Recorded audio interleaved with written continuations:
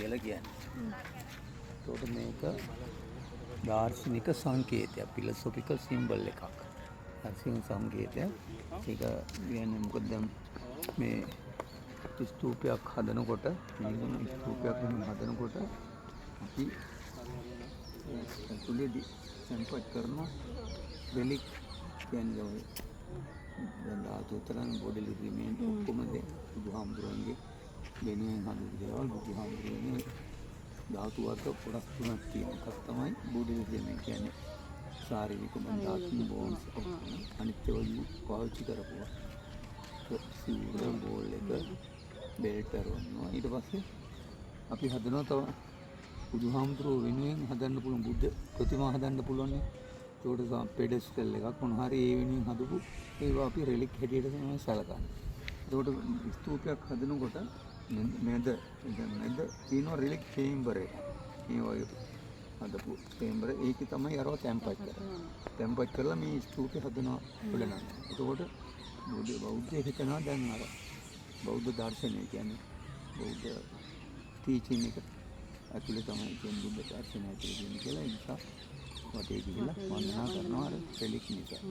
ඒක philosophical symbol එකක් විදිහට හඳුන්වන්නේ ඒක. එතකොට දැන් ස්තූප තියෙනවා දැන් මේක උඩට බබල් එකක් වගේ මේක උඩට බබල් එකක් වගේ. ආයි තියෙනවා දැන් බෙල් එක තියෙන බෙල් ෂේප් එකට බුබුලාකාර ගන්ටාකාර ඒකට හීප් ඔෆ් ග්‍රේන් ෂේප්. එතකොට පොට් එකක් හැටියට තියෙන අර මෙහෙම හරවල මේ ස්තූපේ මෙහෙම පොට් එක මේක එක්ක ගහන තමයි ඒ විදිහට හදපුවක් තියෙනවා. ඒකට විවිධාකාරයේ ස්තූප තියෙනවා. ඒකට මේ ස්තූපය හදලා තියෙන්නේ ඉන්සන් කමල් රජතුමා 12 වෙනි සතවර්ෂයේදී. ඊට පස්සේ මේකේ අවසානයේ ෆයිනල් රිස්ටෝරේෂන් එක දීලා තියෙන්නේ යුනෙස්කෝ එකෙන් 1982 මේක හදලා තියෙන එක කැලේ අර විනාශ වෙලා මේක පාළුවට ගියාට පස්සේ මේ කැලේ වැහිලා තමයි තිබුණේ. ඊට පස්සේ අර ගවල තමයි ගඩොල අතුල්ලා නැවත හදලා තියෙන්නේ. මේක ඇතුළට යන්න බෑ මේ බ්‍රික්ස් සොලිඩ් එකක් තියෙන්නේ. මේ චේම්බර් එක විතරයි ඇතුළේ මැද අන්තරිය ඝනයි. දැන් ඇතුළට කාටවත් යන්න බෑ. එතකොට මේ ස්තූපේ මීටර කියන්නේ 60ක් උසයි. ඒකට මේක අර ඩයමීටර් එක තියෙනවා ස්කම්බේ. ඒක තියෙනවා මේ ඒකට සමානයි ස්කම්බේ. ස්තූපයක් හදනකොට මේක තමයි ගන්න. ඒකට දැන් මේක වැලි මලුව කියනවා අපි සෑන්ඩ් ලේක් ටෙරස් එක. ඊළඟට තියෙන සලපතල මලුව කියන්නේ ගල් ඇතුරු මලුව. අපි ඒකට යනවනම් සප්පෙට්ටු පෙරප්පු ගලවල අපිට වටේට යන්න පුළුවන්.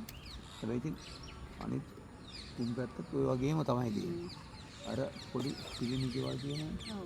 ඒ ටික එදිලා බුද්ධ ප්‍රතිමා ඇතුළේ තිබිලා තියෙනවා. ඒකට මෙන්න මේ ස්ට්‍රක්චර් එකක් තියෙන මේක අපි වාහල් කඩ හැටියට සිංහල කියන්නේ ෆ්‍රන්ටිස් පීස් කියලා කියන්නේ. ඒ වගේ හතරක් මේ දොරටු හතරක මූලලා හතර පැත්තෙම තියෙනවා. ඒකෙන් කියන්නේ අර බුදු දහම හතර දිශාවට පැතිරලා යන්නේ කොහොමද කියන එක තමයි ඒකෙන් හඳුන්වලා තියෙන්නේ. ඒවා දැන් ගරා වැටලා කැටයන් කරලා තිබිලා තියෙනවා. එතකොට මේක තමයි මේක 12 වෙනි සතවර්ෂයේ නිස්සංගම රජතුමා හදලා අතරන ශිලාලේඛනය ලියලා තියෙනවා. මේක හදනකොට එයා එතෙන් දෙලා වාඩි වෙලා බලන්න හිටියා කියලා. ඒක හදලා ඉවර වෙනවා. මේක යනවද රවුමක් වටේ යනවද? ඕන්නේ නැහැ.